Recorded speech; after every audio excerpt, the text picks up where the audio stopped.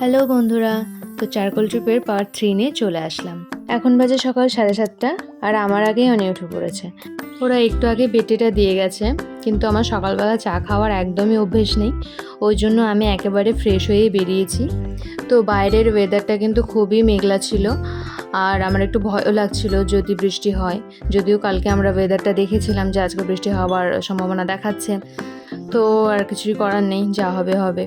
তো এরপর আমাদের ব্রেকফাস্টের অর্ডারটাও চলে এসেছিলো। তো কালকের মতোই আমি আর অনি আজকে ম্যাগি অর্ডার করেছিলাম, ছোটনদা রুটি, ঘুগনি আর ওঙের জন্য ডিম ছিল, তো আমরাও পরে ডিম অর্ডার করেছিলাম।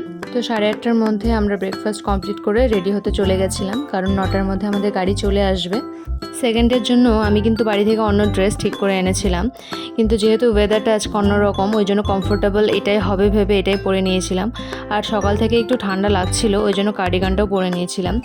তো সবাই আমরা রেডি হয়ে গেছি, আর কথা মতো গাড়িও এদিকে চলে এসছে। ওও রেডি হয়ে বাইরে চলে এসছে, ছোটনদা ওইদিকে একটু জল ভরতে গেল, আর ততক্ষণে আমি আর ওই একটু ভিডিও বানিয়ে নিচ্ছিলাম। তারপর মাম্পা দিয়েও চলে এলো, আমরা গাড়িতে উঠে পড়লাম।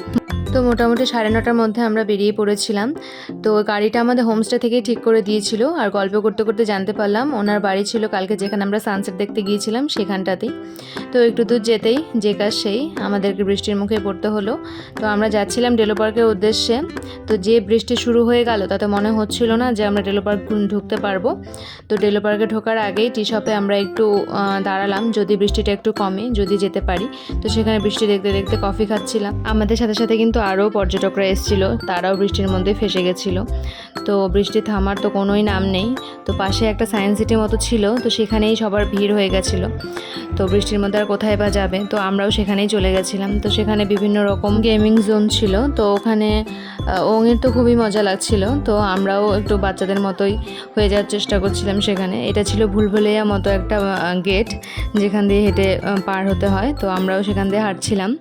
ওং হাঁটতে গিয়ে ধাক্কা খেয়ে গেছিলো, তো যাই হোক আমরা ধাক্কা খাইনি, আমরা ভালোভাবে বেরিয়ে চলে গেছিলাম। আমরা ইচ্ছে করে এখানে একটু বেশি সময় কাটাচ্ছিলাম, যাতে বৃষ্টিটা একটু কমলে আমরা ডেলো পার্কটা ঢুকতে পারি, কিন্তু কোনো লাভ হয়নি, বৃষ্টি সেখানে থাকাকালীন কমেনি। তো আমরা মনস্ট্রির উদ্দেশ্যে বেরিয়ে গেছিলাম। মনস্ট্রি পৌঁছানোর সাথে সাথেই কিন্তু বৃষ্টিটা কমে গেছিলো। আগামীকাল যেহেতু বুদ্ধ পূর্ণিমা, ওই জন্য মনস্ট্রির ভেতরটা বন্ধ ছিল, ওই জন্য আমরা বাইরেটাই ঘুরে ঘুরে দেখছিলাম। তো এখানে আরও ঠান্ডা বাতাস বইছিল, চারপাশটা কুয়াশায় ভরা ছিল। এরপর সবাই মিলে আমরা সেখানে কিছু ফটোজ আর রিলস বানিয়ে সেখান থেকে বেরিয়ে গেলাম। সেখানে যাওয়ার পথেই ছিল মর্গান হাউস। আমরা যাওয়ার সময় নামিনি, আসার সময় আমরা নেমেছিলাম, কিন্তু আমরা সেখানে ভেতরে ঢুকতে পারিনি, কারণ যাদের বুকিং থাকবে তারাই একমাত্র ঢুকতে পারবে। ওই জন্য আমরা বাইরে ছবি তুলেছিলাম, আর রাস্তাটাও খুবই ভালো লাগছিল, সেখানেও আমরা একটু ভিডিও বানিয়ে নিয়েছিলাম। এরপর অনেকটা টাইমই হয়ে গেছিলো, আর আমাদের খিদেও পেয়ে গেছিলো, কিন্তু আমাদের লাঞ্চের অর্ডারটা হোমস্টে দিয়ে করা ছিল। তো আমরা মোমো খাওয়ার জন্য একটা বেকারি শপে চলে গেলাম। সেখানে বেকারির সমস্ত জিনিসপত্রও ছিল, আর মোমোজও ছিল, সব ভেজ। তো আমরা সেখানে স্যান্ডউইচ আর মোমো অর্ডার করেছিলাম। মোমোটা কিন্তু খেতে সত্যিই খুব অসাধারণ ছিল, আর পাহাড়ের মোমোর টেস্ট তো আলাদা করে কিছু বলারই নেই। এরপর 4টার মধ্যে আমরা হোমস্টেতে পৌঁছে গেছিলাম, গিয়ে ফ্রেশ হয়ে লাঞ্চটা করে নিয়েছিলাম।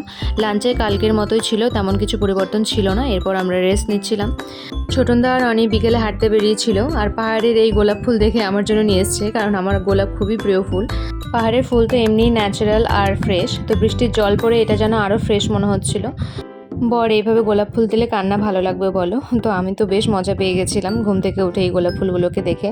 আর বিকেলে টিফিনটাও কিন্তু সেম ছিল, কিন্তু আজকে আমাদের মোমো খাওয়ার কথা ছিল, যেহেতু আমরা মোমো খেয়ে এসেছি, ওই জন্য ভেজ পকোড়া আর কফির কথাই বলেছিলাম।